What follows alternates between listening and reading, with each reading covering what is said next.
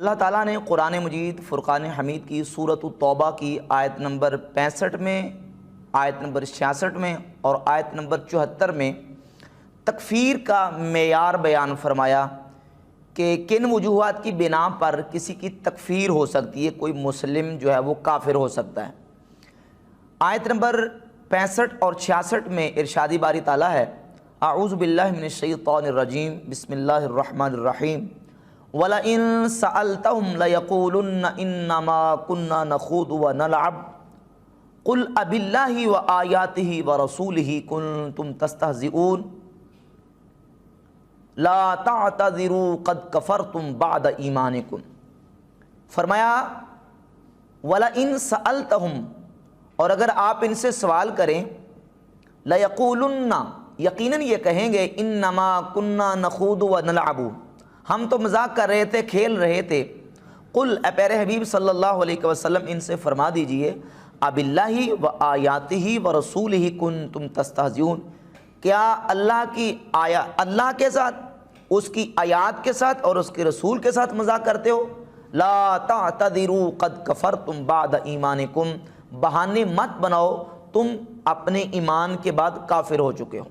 تو اس آیت میں اللہ تعالیٰ نے واضح طور پر کلمہ پڑھنے والے کی تکفیر کا بیان کر دیا کہ جو کلمہ پڑھ کے اللہ اور اس کی آیتوں اور اس کے رسول کے ساتھ مذاق کرتا ہے، وہ کلمہ پڑھنے کے باوجود بھی مسلمان نہیں رہ سکتا اگر ان شنیع افعال کا ارتکاب کرتا ہے۔ اسی طرح آیت نمبر 74 میں ارشاد فرمایا، وَلَقَدْ قَالُوا كَلِمَةَ الْكُفْرِ وَكَفَرُوا بَعْدَ إِسْلَامِهِمْ، اور تحقیق انہوں نے کفر کا کلمہ کہا اور اپنے اسلام کے بعد وہ کافر ہو گئے۔ تو کلمہ کفر سے بھی بندہ کافر ہو جاتا ہے۔ وہ بندہ جو پہلے کلمہ پڑھ چکا ہے، مسلمان ہو چکا ہے، اگر وہ اپنی زبان سے کلمہ کفر بول دیتا ہے تو اس سے اس کا ایمان برباد ہو جاتا ہے، اس کا اسلام کے ساتھ تعلق باقی نہیں رہتا۔ اسی طرح اللہ تعالیٰ اور اس کی آیات اور اس کے رسول سے کوئی مذاق کرے تو اس کا ایمان باقی نہیں رہتا۔ اب قرآن کریم کا یہ بیان کردہ معیار ہے تکفیر کا، جو واضح طور پر سورۃ التوبہ میں اللہ تعالیٰ نے بیان کر دیا۔ اس کے برعکس مسٹر جوید احمد غامدی صاحب کہتے ہیں کہ جو بندہ اپنے آپ کو مسلمان اور مومن کہتا ہے، میں اسے مومن مسلمان ہی کہوں گا، مجھے کوئی حق نہیں ہے کہ میں اس کا انکار کروں۔ حالانکہ قرآن نے واضح طور پر بیان کر دیا کہ جو اسلام لانے کے بعد، مسلمان ہونے کے بعد، کلمہ پڑھنے کے باوجود اگر وہ اللہ تعالیٰ اس کی آیتوں اور اس کے رسول سے مذاق کرتا ہے اور کلمہ کفر اپنی زبان سے وہ اس کا ارتکاب کرتا ہے تو وہ مومن نہیں رہ سکتا۔ قرآن اس کو کافر کہتا ہے، تو جب قرآن اس کو کافر کہتا ہے تو ہم بھی اسے مومن نہیں کہہ سکتے، ہم بھی اسے کافر کہیں گے۔ لہذا مرزائی قادیانی وہ کافر ہیں، مرتد ہیں۔ کیوں؟ اس لیے کہ وہ کفریات کے مرتکب ہیں، ان کے عقائد میں کفر موجود ہے اور وہ کفریات کا ارتکاب کرنے والے ہیں، لہذا ہم ان کو کافر ہی کہیں گے، ہم ان کو مومن شمار نہیں کر سکتے۔ جب کہ مسٹر جوید احمد غامدی صاحب سے جب سوال ہوا کہ آپ قادیانیوں کے بارے میں کیا رائے رکھتے ہیں، آپ ان کے بارے میں کیا کہتے ہیں، تو مسٹر جوید احمد غامدی صاحب کہتے ہیں کہ میرا ضابطہ ہمیشہ سے یہ ہے کہ جو اپنے آپ کو مسلمان کہتا ہے، ہمیں کوئی حق نہیں کہ ہم اس کا انکار کریں۔ تو قرآن تو اس کا انکار کر رہا ہے، کلمہ پڑھنے کے بعد اگر کفر کرتا ہے کوئی بندہ تو قرآن اس کا انکار کر رہا ہے، اس کو مومن تسلیم نہیں کرتا بلکہ قرآن اس کو کافر شمار کرتا ہے۔ اب مسٹر جوید احمد غامدی کے بعد انجینئر محمد علی مرزا، ان کا بھی ایک جو اصول ہے وہ بھی ذرا ملاحظہ فرما لیں۔ انجینئر محمد علی مرزا صاحب کہتے ہیں کہ میں کسی کی تکفیر نہیں کرتا سوائے دو فرقوں کے، ایک اہل تشیع کا، روافظ کا ایک فرقہ ہے نصیریہ، وہ حضرت علی المرتضیٰ شیر خدا رضی اللہ تعالیٰ عنہ کو خدا مانتے ہیں، الہ مانتے ہیں، اس لیے میں ان کو کافر کہتا ہوں۔ اور دوسرا فرقہ قادیانی، میں قادیانیوں کو بھی کافر مانتا ہوں۔ اب قادیانیوں کو کافر ماننے کی وجہ اور علت کیا ہے اس کا بیان کیا میرے صاحب نے۔ اس سے پہلے میں تھوڑی وضاحت پیش کر دوں کہ قادیانیوں کے دو گروپ ہیں، ایک ربوہ گروپ ہے اور ایک ہے لاہوری گروپ۔ ربوہ گروپ یا قادیانی گروپ یہ وہ ہیں کہ جو مرزا غلام محمد قادیانی کو نعوذ باللہ نبی مانتے ہیں، یہ قادیانیوں کا ایک گروپ ہے جو مرزا قادیانی کو نبی مانتے ہیں، اور دوسرا گروپ ہے قادیانیوں کا لاہوری گروپ، یہ مرزا غلام احمد قادیانی کو نبی تو نہیں مانتے، البتہ مرزا غلام احمد قادیانی کو 14ویں صدی کا مجدد اور اپنا مذہبی پیشوا مانتے ہیں۔ تو مسلمانوں کا اجماعی یہ اتفاقی فیصلہ ہے کہ مرزائی چاہے وہ ربوہ گروپ ہوں چاہے وہ لاہوری گروپ ہوں، یہ دونوں پکے کافر ہیں۔ کیوں؟ اس لیے کہ یہ مرزا غلام احمد قادیانی کو اپنا مذہبی پیشوا کم از کم مانتے ہیں، اور یہ بات بالکل اٹل فیصلہ ہے، اٹل فتویٰ ہے، اجماعی فتویٰ ہے کہ جو مرزا غلام احمد قادیانی کو فقط مسلمان بھی مانے وہ بھی مسلمان کہلانے کا حقدار نہیں ہے، وہ کافر ہے۔ جو قطعی کافر کو مسلمان سمجھتا ہے اس کا اسلام کے ساتھ کوئی تعلق نہیں ہے، چاہے وہ اپنے آپ کو اہل سنت کیوں نہ کہتا ہوں، تو پھر مرزائی تو کسی صورت میں مسلمان نہیں ہو سکتے۔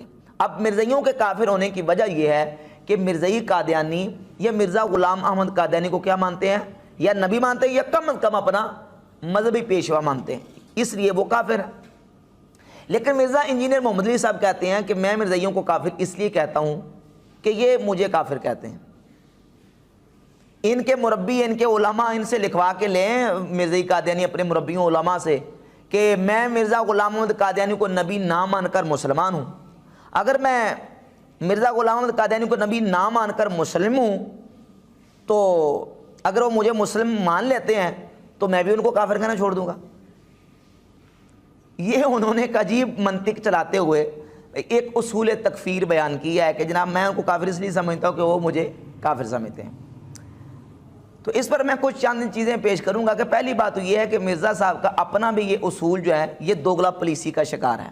وہ اس طرح کہ یہ بات بالکل واضح اور کنفرم، اس پر حوالہ دینے کی بھی ضرورت نہیں ہے کہ خوارج جو سیدنا مولا علی مرزا شیر خدا کرم اللہ تعالی وجہ کریم کے مقابلے میں نکلے، انہوں نے ببانگ دہل اور علی اعلان سیدنا علی اور مرزا رضی اللہ تعالیٰ عنہ کو مشرک اور کافر کہا، اور یہاں تک خطبے کے دوران انہوں نے آوازیں بلند کرنی شروع کی اور کہا کہ اشرکت فی دین اللہ رجال، اے علی تو نے اللہ کے ساتھ بندوں کو شریک کر کے شرک کا ارتکاب کیا ہے تو مشرک ہو چکا ہے۔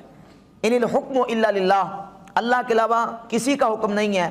اور اس طرح وہ کہہ کے انہوں نے یہ بات مولا علی رضی اللہ تعالیٰ کے بارے میں کہی کہ یہ نعوذ باللہ مشرک ہے، کافر ہے۔ تو اب اسی اصول اور ضابطے سے ہم دیکھتے ہیں کہ آیا کہ مرزا محمد علی انجینئر صاحب خارجیوں کو کافر کہتے ہیں یا کہ مسلمان؟ تو آپ ان کے بیانات، ان کے کلپس دیکھ لیں، وہ ببانگ دہل واضح طور پہ کہتے ہیں کہ جناب جو خارجی ہیں وہ کافر نہیں ہیں، مسلمان تھے، وہ طویل کی غلطی لگی ہے۔ تو اب اندازہ کریں دوگلا پالیسی کا کہ اگر قادیانی انجینئر صاحب کو مسلمان نہ مانے تو کہتے ہیں میں ان کو کافر اس لیے کہتا ہوں کہ یہ مسلمان مجھے کافر کہتے ہیں، تو جو آپ کو کافر کہیں وہ تو کافر ہیں، تو ان کے بارے میں کیا خیال ہے جو مولا علی کو کافر کہتے ہیں؟ اگر آپ قادیانیوں کو اس اصول سے کافر مانتے ہیں کہ وہ آپ کو کافر مانتے ہیں تو اسی اصول سے پھر آپ خارجیوں کو بھی کافر مانیں، کیونکہ وہ مولا علی کو کافر کہتے تھے، مولا علی مرزا شیر خدا رضی اللہ تعالیٰ کو نعوذ باللہ مشرک کہتے تھے، اور اسی اصول کے مطابق ان روافض کو بھی آپ کو کافر ماننا پڑے گا جو سیدنا ابو بکر صدیق اور عمر فاروق رضی اللہ تعالیٰ عنہ اور سیدنا عثمان غنی رضی اللہ تعالیٰ عنہ کو نعوذ باللہ کافر مانتے ہیں۔ بلکہ یہاں تک کہ وہ یہ عقیدہ رکھتے ہیں کہ نبی کریم صلی اللہ علیہ وآلہ وسلم کے وصال اقدس کے بعد صرف 4 مسلمان باقی بچے تھے، باقی سارے مرتد ہو گئے تھے۔ تو ایسا عقیدہ رکھنے والوں کو بھی آپ کو کافر ماننا پڑے گا، جبکہ ایسا نہیں کرتے۔ تو یہ دوگلا پالیسی ہے، یہ یک طرفہ فیصلہ ہے، یہ کوئی اصول ان کا جو ہے نا وہ دوگلا پالیسی سے ہٹ کر نہیں ہے۔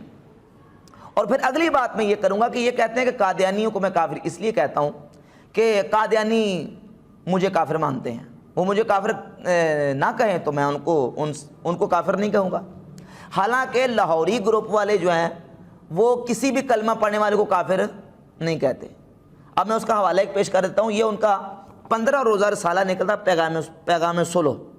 اس رسالہ کے سر ورق پر ٹائٹل پیج پر لکھا ہوتا انہوں نے، یہ دیکھیں، احمدی انجمن لاہور کی خصوصیات، اس میں پوائنٹ نمبر 2 ہے کہ کوئی کلمہ گو کافر نہیں، یعنی جو بھی کلمہ پڑھتا ہے وہ لاہوری گروپ والے اسے کافر نہیں مانتے۔